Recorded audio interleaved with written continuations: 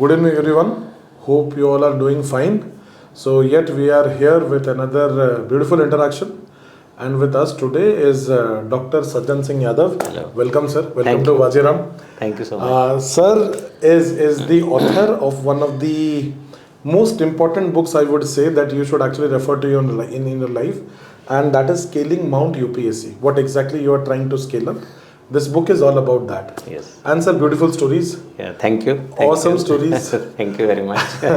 And I don't want to start talking about it you because मैं देख रहा था आपके achievements and all. You have got a doctorate in public health. You have got a MBA from FMS and what not. Yeah, MBA from FMS. FMS, and yes. then Masters in Public Policy from USA. Yes, sir. So, Minnesota. I was reading but about it. That Great, is sir. all post selection. Or that is our post selection. So I think we have a huge amount of things to learn from you of what you have been doing in the last 30 years. Sir, we'll start with a basic question. Yes. जो शायद हर किसी के दिमाग में आता हो. Sir, why IAS? Why IAS? Oh my God. That is the interview question. I think sir, कभी ना कभी आपको भी तो जवाब देना है. इसमें देखिए, जब मैंने IAS किया या मैंने UPSC दिया, वो लगभग 3 डेकेड हो गए. 3 डेकेड, एग्जैक्टली 3 डेकेड हो गए. 93 में शुरू किया, 93 में पहला एग्ज़ाम दिया, 4 में दूसरा दिया, 4 में सिलेक्शन हुआ. उस समय भी IAS का बहुत क्रेज़ था और उससे पहले तो था ही. लेकिन उसके बाद भी मैं देख रहा हूँ आज भी बच्चे फर्स्ट चॉइस, मेरे को लगता है 99% बच्चे जब सिविल सर्विसेज में इसमें UPSC में भरते हैं चॉइस ऑफ सर्विसेज, तो 99% बच्चों का फर्स्ट चॉइस IAS है. सर इसलिए है क्योंकि जो जॉब सेटिस्फेक्शन मिलता है IAS में, जिस तरह की वैरायटी मिलती है इस सर्विस में, उस तरह का सेटिस्फेक्शन और वैरायटी मेरे को लगता है किसी और सर्विस में नहीं है. क्यों नहीं है? क्योंकि एक तो आपको ग्राउंड लेवल पे काम करने का मौका मिलता है. बिल्कुल जब आपकी पहली पोस्टिंग होगी आप SDM लगेंगे, या उससे पहले इवन डिस्ट्रिक्ट ट्रेनिंग में भी जब आपको इंडिपेंडेंट चार्ज मिलते हैं, आप सीधा लोगों से बात करते हो, आप सीधा लोगों की प्रॉब्लम सॉल्व करते हो, आप उन तक बेनिफिट पहुंचाते हो, गवर्नमेंट स्कीम्स लेके जाते हो, आप एनरोलमेंट इम्प्रूव करते हो, आप हेल्थ सर्विसेज इम्प्रूव कर सकते हो अपने एरिया में. तो हम लोग, आप लोग को सबसे ज़्यादा सेटिस्फेक्शन किस चीज़ से होती है कि मैंने किसी के लिए कुछ किया, मैंने सोसाइटी के लिए काम किया. तो जो सोशल सर्विस की भावना है वो हम सब में कहीं ना कहीं छिपी रहती है. और सब उस सोशल सर्विस को करने का मौका सबसे ज़्यादा, मैं कहूँगा बाकी सर्विसेज में भी मिलता है, बट सबसे ज़्यादा IAS में मिलता है. ये तो एक है.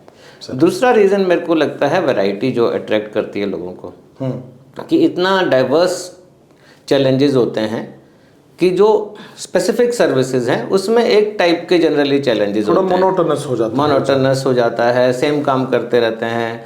लेकिन IAS में बहुत ज़्यादा वैरायटी मिल जाती है कि आप फील्ड में भी काम करते हैं, आप सचिवालय में भी काम करते हैं, आप गवर्नमेंट ऑफ इंडिया में भी काम करते हैं, फिर आपके डिपार्टमेंट्स चेंज होते रहते हैं. आप आज हेल्थ में हैं, कल एजुकेशन में है, कभी इंफ्रास्ट्रक्चर में है, पावर में है, या कभी कभार स्टाफ ऑफिस में, CM के ऑफिस में एज सेक्रेटरी, प्रिंसिपल सेक्रेटरी हैं, जहाँ से आपको ओवरऑल व्यू मिलता है.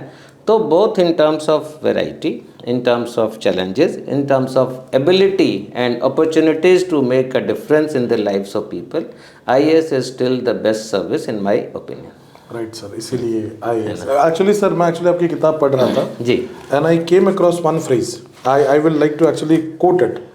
So हम बात कर रहे हैं लविश की, जी, जो US में प्लेस्ड है, इनकी सैलरी बहुत अच्छी है. यस. जो यहाँ बैंगलोर से शेल में काम करके फिर US गए हैं, और आप लिखते हैं कि the monthly salary started to look like merely a number in his bank account. Yes. Very strong statement. Very strong statement, and it kept me engaged for a good amount of time. And then sir, he thinks about, however, he could not escape the occasional taunt from his friend, "Are you a collector?" Yes. तो generally sir ये जो statement है कि आप collector हैं, कभी कभी तो हम इसलिए बोल देते हैं जब कोई ज्यादा बातें करता है तो बोलते हैं अरे इतना भी मत बोलो, तुम कोई कलेक्टर हो क्या. सही बात है. तो सर ये जो पैशन है इंडियंस का, कि कलेक्टर ही सब कुछ है, सर ये पावर सिनेरियो का लोभ है, या जो हम डाइवर्सिटी की बात कर रहे हैं वो है, या जो हम लोगों के लिए कर सकते हैं वो है, क्योंकि ये तो हम मान लिए हैं कि यूपीएससी क्लियर करने के लिए बहुत ज्ञान की जरूरत है। आपके पास बहुत ज्ञान है तो आप कलेक्टर हैं। तो सर वो क्या है जो ये हम सवाल बार बार सुनते हैं कि तुम कलेक्टर हो क्या? देखिए, इसी स्टेटमेंट ने शायद मेरे को भी आईएएस ऑफिसर बना दिया, क्योंकि हरियाणा में कलेक्टर नहीं बोलते, डीसी बोलते हैं। तो कोई कुछ भी बोल रहा होता है तो बोलते हैं तू क्या डीसी लगा हुआ है। That means DC is a symbol of authority, DC is epitome of knowledge for them. तो इसलिए हर एक को ये कॉम्प्लीमेंट मिलता है, और ये कॉम्प्लीमेंट एनकरेज करता है लोगों को, मोटिवेट करता है ऐसा बनने के लिए। और वो शायद इसलिए है क्योंकि कलेक्टर सीधा फेस है गवर्नमेंट का। उसके बाद जैसे जैसे आप ऊपर चढ़ते जाएंगे, सीढ़ियाँ चढ़ेंगे कैरियर में, आप डायरेक्ट इंटरफेस से दूर होते रहते हैं जी, जो पब्लिक के। कलेक्टर एक ऐसा इंटरफेस है जहाँ हर सिटीजन उसकी तरफ देखता है कि ये मेरी प्रॉब्लम को सॉल्व करेगा, चाहे वो लॉ एंड ऑर्डर प्रॉब्लम है, चाहे पड़ोसी तंग कर रहा है, चाहे पेंशन चाहिए, चाहे स्कॉलरशिप चाहिए बच्चे की, चाहे स्कूल को इम्प्रूव करना है, चाहे हेल्थ सर्विसेज को इम्प्रूव करना है, चाहे सड़क बनानी है। मतलब हर चीज़ के लिए गो टू पर्सन जिले में कलेक्टर है। पहले एसडीएम है, फिर उसके ऊपर कलेक्टर है। तो वो जो वैरायटी होती है, वो जो एक तरह से पावर भी है, क्योंकि जब आप कुछ चेंज ला सकते हैं, जब आपके पास रिसोर्सेज हैं, आपके पास मैन पावर है, तो ऑब्वियसली आपके पास पावर है। बिल्कुल। तो वो कलेक्टर के पास पावर है, कलेक्टर की एक पोजीशन है, और कलेक्टर सारे काम करता है। इसलिए अभी भी इतने सालों के बाद भी अभी भी हम ये बोलते हैं कलेक्टर को सब लोग जानते हैं। और अभी भी मैं ये बताऊंगा, मैं चाहे अभी मेरे को 30 साल हो गए, लेकिन जब भी मैं अब भी गांव में जाता हूं तो पड़ोसी यही कहते हैं कि कलेक्टर आया हुआ है या डीसी आया हुआ है। तो आईएएस ऑफिसर जिस दिन सर्विस में एंटर करता है और जब तक रिटायर होता है, लोगों की नज़र में, स्पेशली देहात में, रूरल एरिया में, वो कलेक्टर या डीसी ही रहता है। सर वही क्रेज है शायद इस जॉब का। यस, जो इरेस्पेक्टिव ऑफ इतने प्राइवेट सेक्टर और ल्यूक्रेटिव जॉब होने के बावजूद भी। लवीश को देखा आपने? बिल्कुल बिल्कुल। आईआईटी बॉम्बे से मैकेनिकल इंजीनियरिंग की और ह्यूस्टन में इतने शेल में जॉब कर रहा था, जिसमें लाखों की सैलरी उसको मिल रही थी। But he didn't care about it. Yes, after some time he felt that vacuum. बिल्कुल सर। और यहाँ के टिफिन सर्विस के लिए स्ट्रगल कर रहा है। हाँ जी, हाँ जी। आई थिंक सर वो स्ट्रगल एक पार्टी है इसका।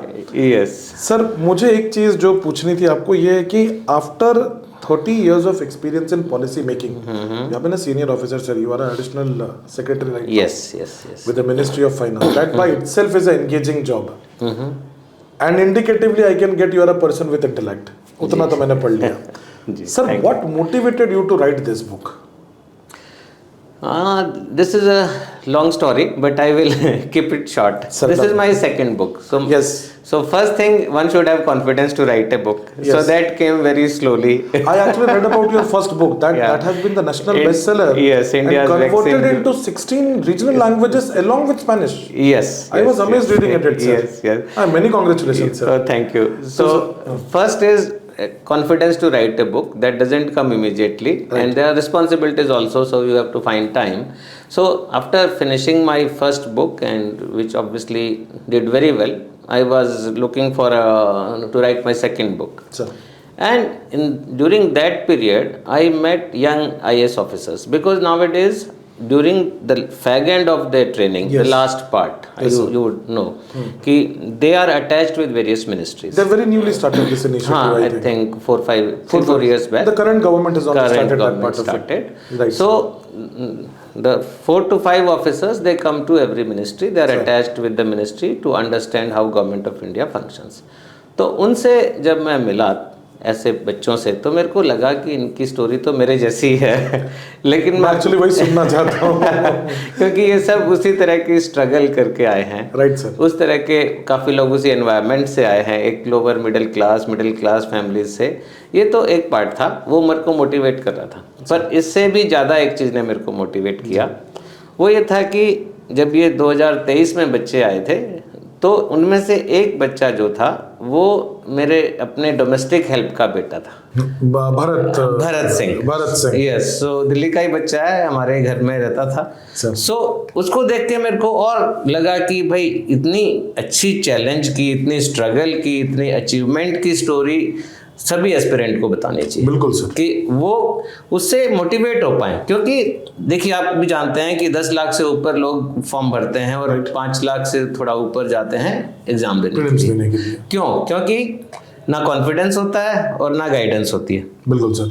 पर ऐसे बच्चे जो हैं, जो इस तरह की स्ट्रगल से निकले हैं, इस तरह के एनवायरनमेंट से निकले हैं, वो दिखाते हैं कि आपका डिटर्मिनेशन है, आपकी इंटेंशन ठीक है, हार्ड वर्क है, तो आप कहीं से भी हो, किसी भी बैकग्राउंड से हो, कौन सा भी सब्जेक्ट पढ़ रहे हो, कहीं से भी देश के किसी भी कोने से हो, आप जरूर सक्सेसफुल होते हैं। तो मेरे को लगा कि इन बच्चों की कहानी, भरत जैसे और भी बहुत बच्चे हैं, तो 7 बच्चे मैंने सेलेक्ट किए, तो इनकी कहानी मेरे को बतानी चाहिए एस्पिरेंट्स को, क्योंकि ये जो स्ट्रगल है, आपको पता है कि इतना लंबा कई सालों का स्ट्रगल चलता है, उसमें बहुत बार लो फेजेस आते हैं।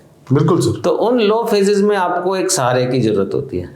तो ऐसे में ये इस तरह की कहानियाँ, इस तरह के कैरेक्टर, इस तरह के रोल मॉडल्स, ये बहुत इंपॉर्टेंट रोल प्ले करते हैं उसको वापस मोटिवेशन लाने के लिए, वापस सेल्फ कॉन्फिडेंस लाने के लिए। बिल्कुल सर। एक्चुअली एक चीज़ मैं ये बोलना चाहूँगा कि ऐसी बहुत सारी चीज़ें हैं जो हम जनरली डिस्कस नहीं करते हैं। जैसे आपके घर में पानी आया कि नहीं, आपके टिफिन सर्विस कैसी है जी, आपकी रीडिंग रूम में आपके माहौल कैसे बन रहे हैं, आप स्मार्टफोन आप रख रहे हैं या नहीं रख रहे हैं, आप दिन में पढ़ रहे हैं, आप रात में पढ़ रहे हैं। मैं सत्यम गांधी का पढ़ रहा था, आपने लिख रखा है कि वो रात भर पढ़ता था। He has been a student also. जब उससे मिले थे तो वो तब भी बोल रहे थे कि मैंने अपनी पूरी रूटीन चेंज कर दी थी, मैं रात को ही पढ़ता था। तो अब ये चीजें हैं जो कई बार क्या होता है सर, एक बार सक्सेस मिल जाए तो फिर ठीक है, the aura always overcomes your struggle. तो जो लोग अभी उस रास्ते में हैं, जो प्रिपेयर कर रहे हैं, वो इन छोटी छोटी चीजों के सवाल ही लेके बैठ जाते हैं। The best thing that I could see in the book is that all the people we are talking about, जो 7 बच्चों की या जो 7 ऑफिसर्स की हम बात कर रहे हैं, 7 अलग अलग बैकग्राउंड से आते हैं और 7 लोग अपने अपने लाइफ में अलग अलग चीजों में स्ट्रगल कर रहे हैं, विच आई एम श्योर कि सारे बच्चे जो हमें सुन रहे हैं वो भी स्ट्रगल कर रहे हैं कहीं ना कहीं। बिल्कुल। बट ये कि उनको कोई सुनने वाला शायद नहीं है। तो एक तो ये जरिया है कि इस किताब को पढ़ के मैं समझ में आ रहा है कि वो भी वही स्ट्रगल करते थे जो स्ट्रगल हम कर रहे हैं। बिल्कुल। So that is a part. और वो भी हमारे जैसे ही थे, जो सक्सेसफुल हुए। That is one biggest takeaway. The second takeaway that I saw sir, which starts with you only, कि पहली बार में you got the 2 stages clear, but then in the last one you could not make it, then you again tried. Yes. फिर मैं वही same चीज देख रहा हूँ, बाकी लोगों में भी सेम चीज हो रहा है कि कॉन्फिडेंस है पर कहीं जाके रुक जा रहे हैं। तो कहीं ना कहीं एक ये बात प्राग्मेटिक थिंकिंग है कि failure is a part of the process. बिल्कुल correct. Everyone fails. Yes. So sir, because everyone fails, how do you take that failure? How did you took it, sir? जब आप फेल हुए थे? See, I have failed multiple times in my life. That I keep telling my children also that failure is part of life. So initially, first time I failed when in class 5, when I appeared for the entrance examination for Sainik School. My father was a soldier in army, so for them Sainik School was a big thing, but I couldn't clear it. Then I failed in NDA. My father wanted me to become an army officer. I failed in the NDA in class 12. Then I failed to crack the medical and that engineering entrance examinations. So then I failed in first attempt in IAS. But failure is part of life, and if you just get depressed by failure, if you give up that you have failed, you can't do anything, if you lose your confidence, you are bound to fail forever. Right. You will remain a failure. But those who have that kind of resilience, कि उन्हें लगता है कि कोई बात नहीं, fail हो गए, अभी देखते हैं क्या कमी रह गई, कैसे ठीक कर सकते हैं, स्ट्रेटजी में क्या गड़बड़ है, क्या कौन सा पार्ट हमने ठीक से नहीं पढ़ा, कौन सा पार्ट वीक हो गया, ऑप्शनल में गड़बड़ हुई या कहीं जीएस में गड़बड़ हुई, टाइम मैनेजमेंट मेरा ठीक रहा कि नहीं रहा। तो जो केयरफुली एनालिसिस कर लेता है कि मेरी फेलियर का क्या कारण है, और फेलियर को अपने दिल से नहीं लगाता है, सक्सेस को दिल से लगाओ, फेलियर को मत लगाओ। मेरा ये मानना है।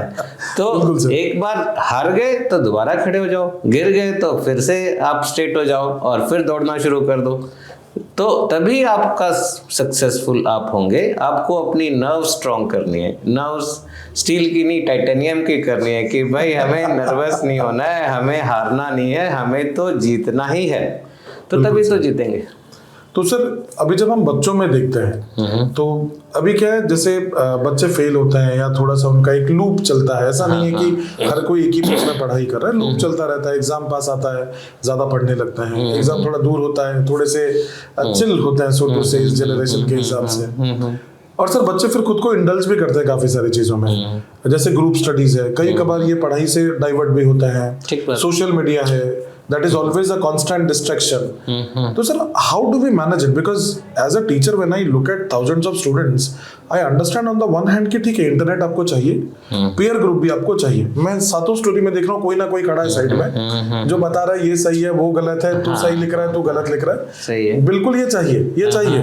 But on the other hand उसके साथ एक पैरेलल चैलेंज भी आ रहा है कि वो उतना ही पोटेंशियल गलत करने का रखता है जितना सही करने का रखता है। जैसे इंटरनेट है, उतना ही आपको इन्फॉर्म कर सकता है जितना ही आपको डिस्ट्रैक्ट कर सकता है। तो सर आपने तो बहुत सारे बच्चे देखे होंगे, बहुत आईएएस देखे होंगे, तो आप कैसे देखते हैं इनको बैलेंस करते वक्त जब वो प्रिपरेशन स्टेज में है कि पीयर ग्रुप भी हो पर हम डिस्ट्रैक्ट भी ना करें, इंटरनेट भी यूज करें but over addiction of social media भी ना हो, तो वो खुद को मोटिवेटेड कैसे रखें, क्योंकि उसके साथ कॉन्स्टेंटली फेलियर तो चल ही रहा है। हाँ, ये देखिए पहली बात तो पीयर ग्रुप बहुत इंपॉर्टेंट है, चाहे, लेकिन पीयर ग्रुप में आपको ग्रुप छोटा रखना पड़ेगा। ऐसे नहीं कि आपने बहुत बड़ा ग्रुप रख लिया, बहुत सारे लोग हैं, क्योंकि फ्रेंडशिप या पीयर ग्रुप में जो लोग हैं वो उनको इन्वेस्टमेंट ऑफ टाइम की भी ज़रूरत है।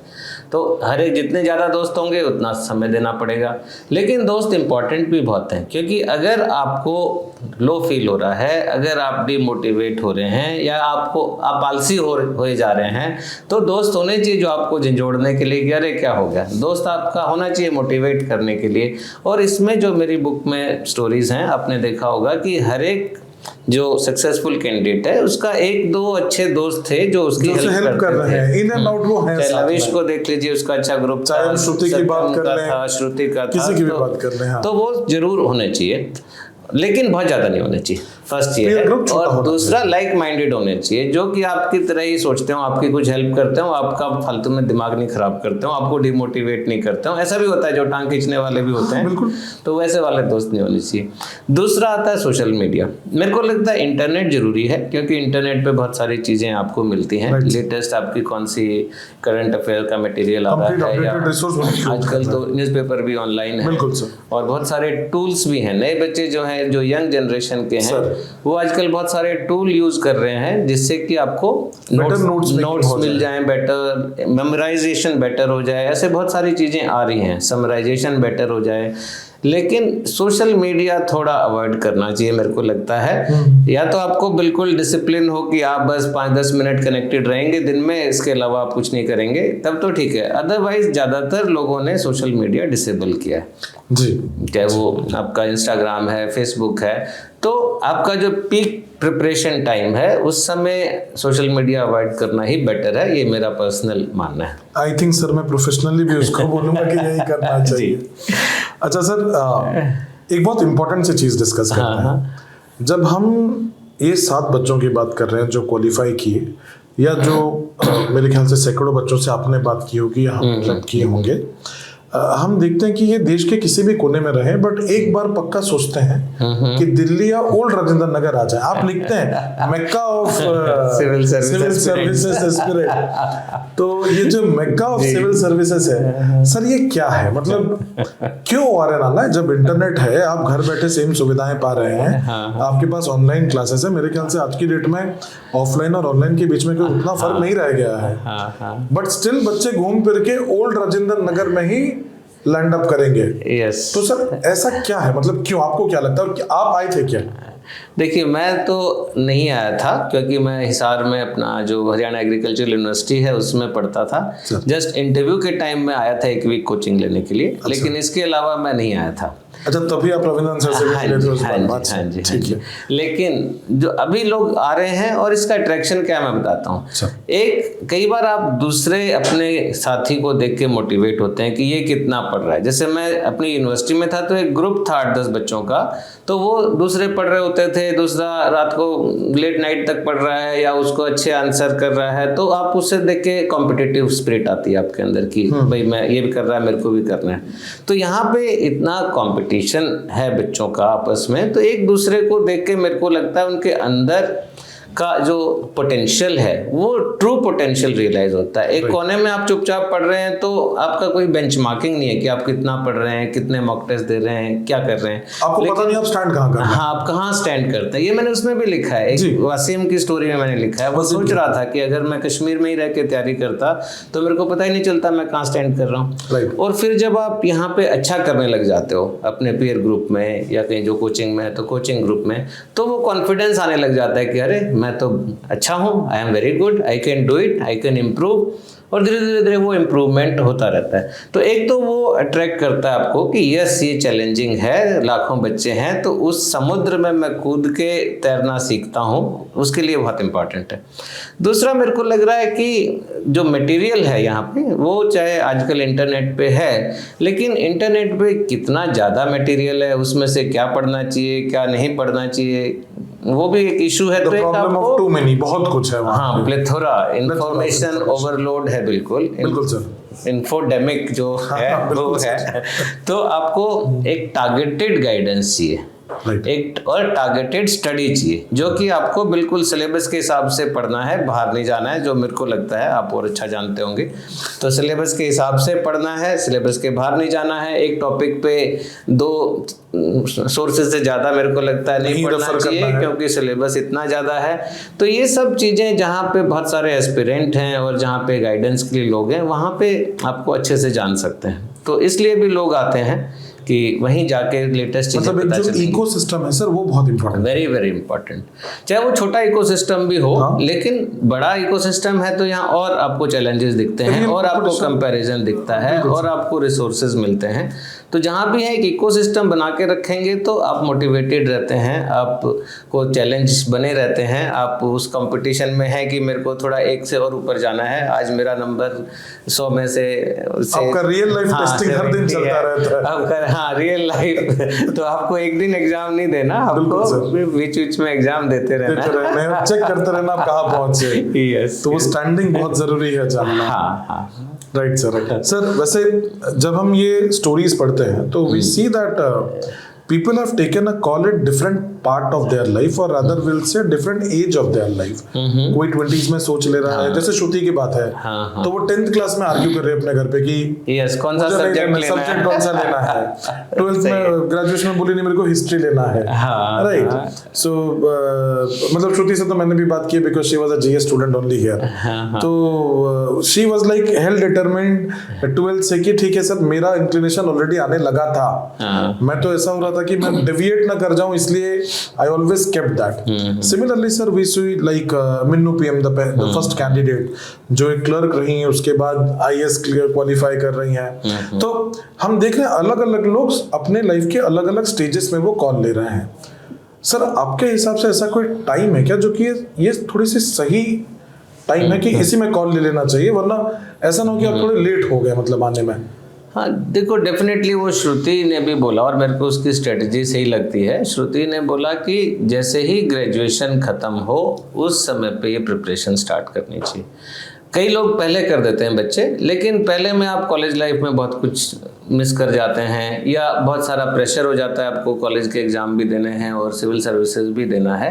तो जो रियल प्रिपरेशन या रियल अटेम्प्ट वो मेरे को लगता है कि just final year of graduation के बाद करना चाहिए। बिल्कुल। लेकिन आपको भी पता है कि सिलेबस बहुत ज़्यादा है, पढ़ना बहुत पड़ता है, तो इमारत बहुत ऊंची लेके जानी है ना, तभी तो माउंट एवरेस्ट या माउंट यूपीएससी पे पहुंचेंगे।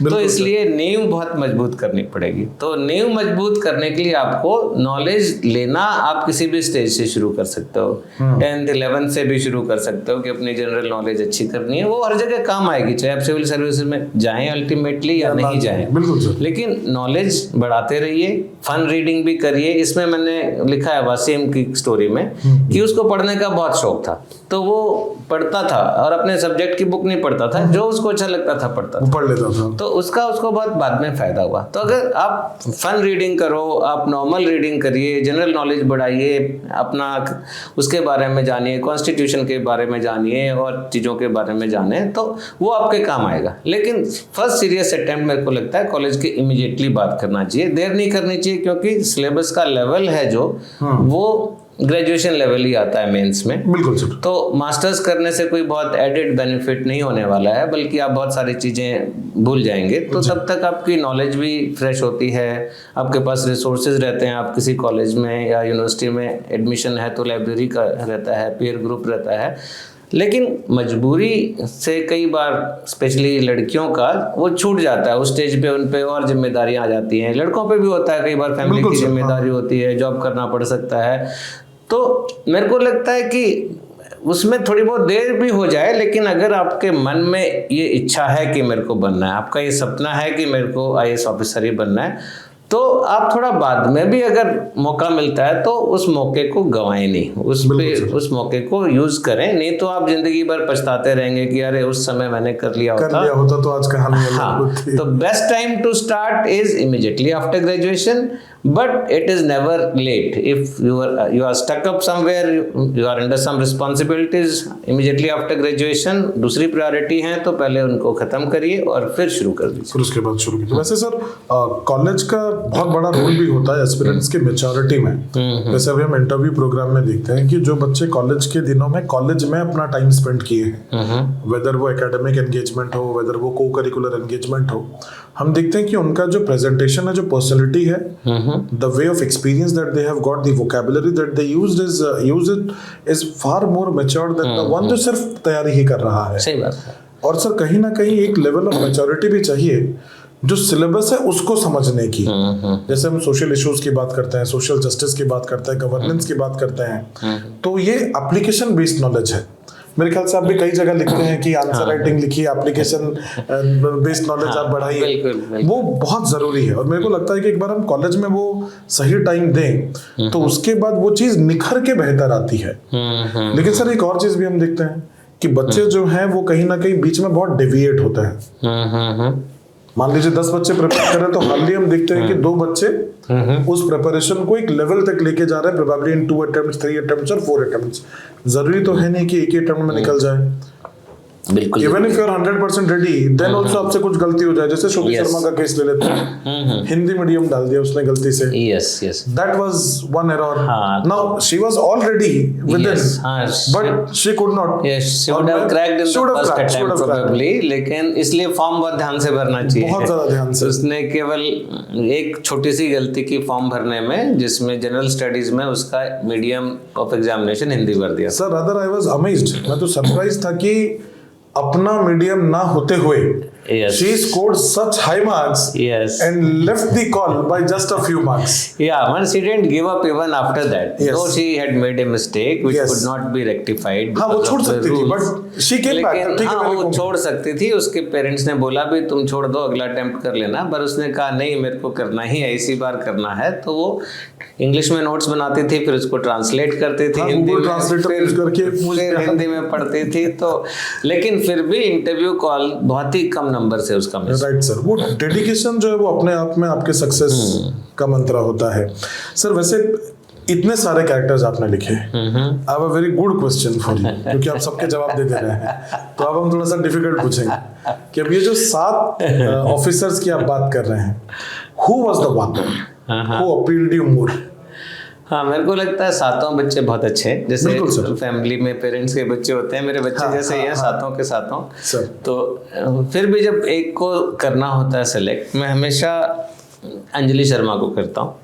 अंजलि शर्मा को इसलिए करता हूँ कि वो बच्ची का जितना रेजोल्यूशन था, जितना डिटर्मिनेशन था, जितना उसके सपने थे, और जिस सिचुएशन में वो थी, उभर के उसमें उस सिचुएशन से उभर के नॉर्मल लाइफ जीना भी एक बहुत बड़ा चैलेंज था। बिल्कुल सर। क्यों था आपको पता है? आपके जो व्यूअर्स को मैं बताता हूँ कि अंजलि शर्मा एक बहुत ही नॉर्मल परिवार की बच्ची है जो सिक्किम में रहती थी अपने पिता के साथ, और उसके फादर एक सर्विस करते थे छोटी सी फैक्ट्री में। केवी में पढ़ती थी, केंद्रीय विद्यालय में, मैं भी केवी में ही पढ़ा हूँ। तो अंजलि शर्मा बिल्कुल ठीक थी जब तक वो क्लास 10th में थी, 16 साल 17 साल की जब तक थी। लेकिन फिर उसको एक कुछ बीमारी हुई, बहुत ज़्यादा सीरियस बीमार हो गई, और उस बीमारी में उसकी दोनों आँखें चली गई, आँखों की रोशनी बिल्कुल चली गई। तो शी इज़ 100% ब्लाइंड। और ऐसी सिचुएशन में क्या होता है, कोई भी ऐसी सिचुएशन में आएगा, आप खुद इमेजिन करिए कि अरे बिल्कुल अंधेरा हो गया है वो तो पहले तो भरोसा ही नहीं होता कि मेरे साथ क्या हो गया, कैसे हो गया, क्यों हो गया। और उसके बाद आदमी सोचता है बस अब ज़िंदगी ख़त्म हो गई, अब तो सब दूसरे के सहारे ही रहना है, और तो मैं तो अपना डे टू डे का काम भी नहीं कर सकता, तो वो बहुत डिप्रेशन में चले जाते हैं। पर अंजलि शर्मा ने ऐसा नहीं किया। अंजलि शर्मा थोड़े दिन दुखी रही, लेकिन फिर उसने अपना ये ठान लिया कि नहीं, मेरे को किसी पर डिपेंडेंट नहीं होना है, मेरे को तो पहले पढ़ाई पूरी करनी है अपनी। तो वो लड़की 1 साल के गैप के बाद वापस अपने स्कूल गई, केंद्रीय विद्यालय में, अपने पापा की उंगली पकड़ के वापस उसने कहा कि मेरे को पढ़ाई करनी है। और देख तो सकती नहीं थी, बोर्ड पे क्या लिख रही टीचर वो पता नहीं था, किताब में क्या लिखा है नहीं पढ़ सकती थी, लेकिन उसने सुन सुन के पढ़ाई की। क्लास में टीचर का लेक्चर सुनती थी, घर आके अपने पेरेंट्स को या भाई को या बहन को बोलती थी कि मेरे को पढ़ के सुना दो लेसन, और उसके बेस पे उसने स्कूल में टॉप किया पहले। उसके बाद कॉलेज में एडमिशन लिया, ऐसे नहीं कि डिस्टेंस एजुकेशन से किया हो। कॉलेज पहुंची, और सिक्किम जैसे आपको पता है पहाड़ी एरिया है, इतनी सीढ़ियाँ चढ़नी पड़ती थी, ऊपर नीचे क्लासरूम्स थे, बहुत बार गिरती भी थी, लेकिन फिर भी उसने उसको छोड़ा नहीं कि मेरे को घर नहीं बैठना है, पढ़ाई करनी है, और अल्टीमेटली कॉलेज ख़त्म किया। कॉलेज ख़त्म करके उसने सोचा कि मेरा बेस्ट ऑप्शन ये है, जो अंदर से उसके अंदर से आ भी रहा था। जब वो टॉप किया था उसने अपने 12वीं की क्लास में, उस समय भी उसके टीचर ने एक ने बोला था तुम में बहुत पोटेंशियल है, तुम एक दिन ज़रूर कलेक्टर बनोगी। और वो बात उसके दिमाग में घुसी हुई थी। उसने बहुत सारी रिसर्च की, कलेक्टर कैसे बनते हैं। अब 10वीं क्लास की बच्ची को सिक्किम में पता नहीं था कलेक्टर कैसे बनते हैं। बहुत इंटरनेट पे मीन्स यूट्यूब की मदद से उसने काफ़ी कुछ सुना, सिलेबस के बारे में जाना, पढ़ाई की खूब सारी, पूरा सिलेबस सुन सुन के उस लड़की ने कवर किया।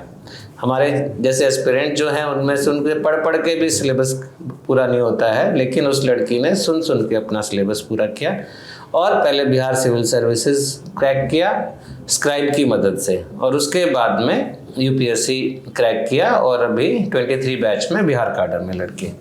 So it is a story which आपको आंसू भी आ जाएंगे उसको पढ़ के आपको, लेकिन हिम्मत भी आएगी, डिटर्मिनेशन भी आएगा। आप जब भी खराब सिचुएशन में हो, जब भी आप लो फील कर रहे हो, एक बार अंजलि शर्मा को याद कर लें कि मेरी सिचुएशन क्या उससे खराब है। बिल्कुल सर। तो आपको इमीडिएटली आएगा नहीं, वो कर सकती है ऐसी सिचुएशन में, तो मैं भी क्रैक कर सकता हूँ। बिल्कुल sir, it is like aura being personified. Yes.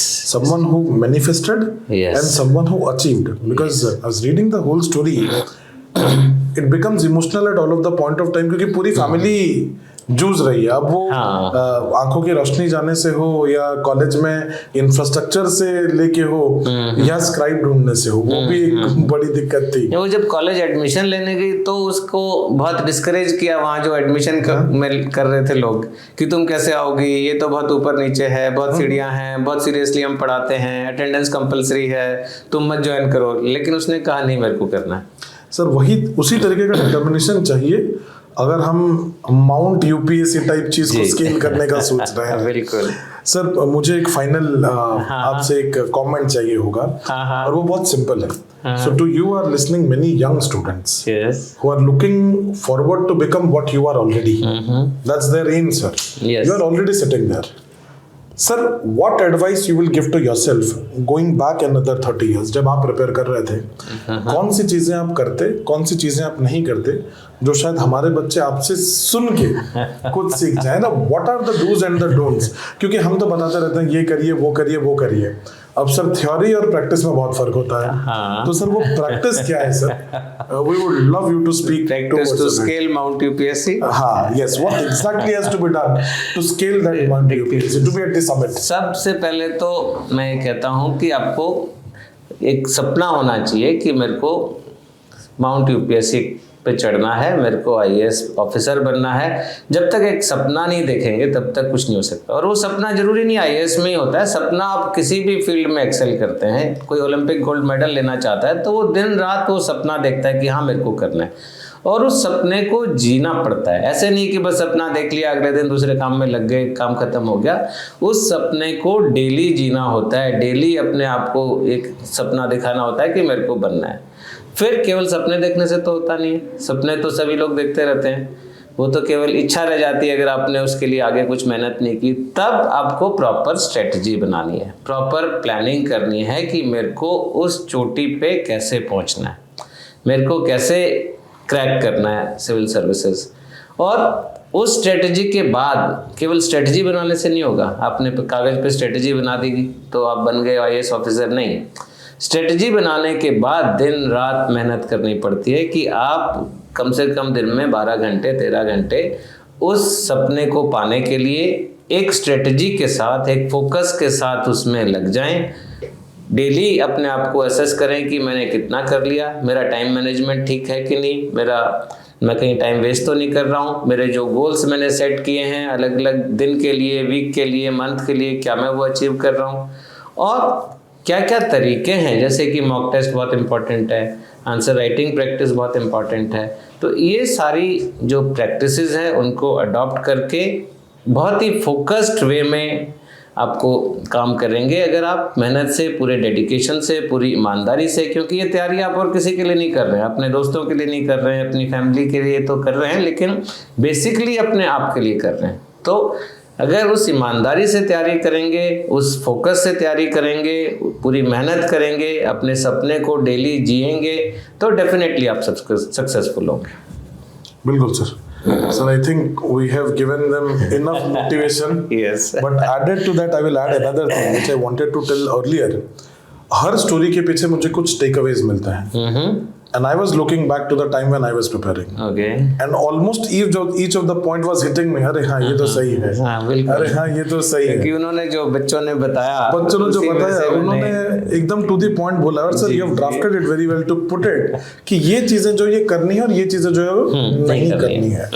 तो कहीं ना कहीं आई थिंक बच्चों को एक नजर उस पे भी देनी चाहिए, टेक अवेज पे कि ठीक है, stories are super fine to get inspired, motivated, you should read them, look at them, try to connect yourself with them, but at the end of the day this is an exam that we are here to qualify, and in that it is very very important to learn from the mistakes of others. Yes.